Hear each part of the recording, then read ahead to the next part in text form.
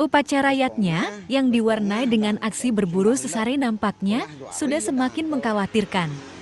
Aksi berebut sesari berupa uang yang ada di Banten kerap terjadi dan terkesan terjadi pembiaran.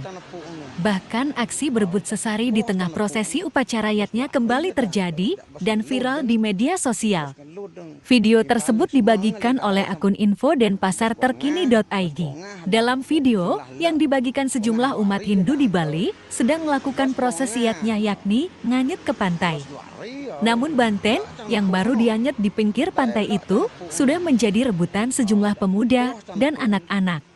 Bahkan sejumlah anak-anak terlihat saling tarik-menarik banten yatnya itu untuk mendapatkan sesarinya. Dalam video tersebut, terlihat sejumlah umat akan ngayut banten yatnya ke pantai. Seorang telah meminta agar anak-anak pemburu sesari itu menjauh saat prosesi nganggep banten upakara tersebut.